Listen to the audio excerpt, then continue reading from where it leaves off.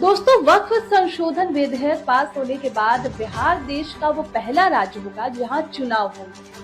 अब वक्फ संशोधन बिल का बिहार चुनाव में कितना असर दिखेगा ये कहना अभी तो जल्दबाजी होगी, लेकिन इस बिल के पास होने के बाद बिहार के 18% मुस्लिम वोट बैंक में वर्चस्व के लिए आरजेडी, कांग्रेस और जन स्वराज पार्टी में जोर आजमाइश शुरू हो सकती है।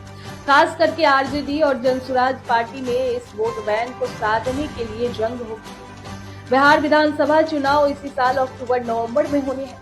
हालांकि इस बिल का क्या प्रभाव पड़ेगा, इसके बारे में अगले कुछ दिनों में स्थिति साफ हो जाएगी। लेकिन बिहार में करीब 18% मुस्लिम आबादी है जो कई सीटों पर निर्णायक भूमिका निभाती है। इस विधेयक को लेकर मुस्लिम समुदाय में चिंता और विरोध देखा जा रहा है। खास करके गैर मुस्लिमों को वक्फ बोर्ड में शामिल करने और सरकार को संपत्ति विवादों में हस्तक्षेप का अधिकार देने जैसे प्रावधानों के कारण कई मुस्लिम नेता बिल के खिलाफ लामबंद हो रहे हैं और आंदोलन की धमकी भी दे रहे हैं। अब इसी बीच एनडीए के दो अहम सहयोगी दल टीडीपी और जेडीयू के कुछ संशोधनों के साथ इस बिल का समर्थन करने का ऐलान किया।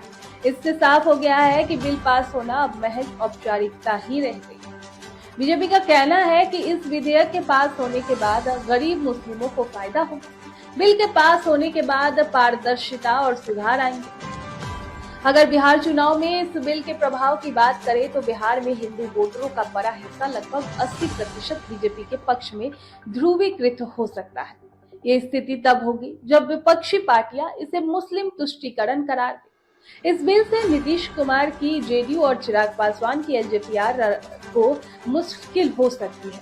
जेडीयू और अन्य सहयोगी दलों का मुस्लिम वोट बैंक सीमित है, तो अगर मुस्लिम समुदाय इसे अपने अधिकारों पर हमला मानेगा तो जेडीयू को नुकसान हो सकता है, क्योंकि नीतीश कुमार की छवि धर्मनिरपेक्ष नेता की रहा है।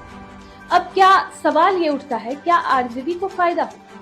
तो दोस्तों, आरजेडी इस विधेयक का विरोध कर मुस्लिम वोटरों को अपने पक्ष में कर रही है।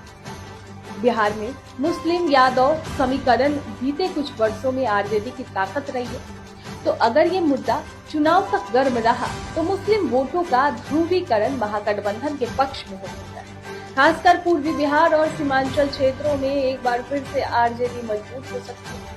हालांकि इस बार प्रशांत किशोर की पार्टी अगर पूरे दमखम के साथ चुनाव लड़ती है तो मुस्लिम वोट बैंक में भी बिखराव होगा, जिससे आरजेडी को नुकसान भी हो सकता है। अब इस स्थिति में एनडीए पर कोई प्रभाव नहीं पड़ सकता।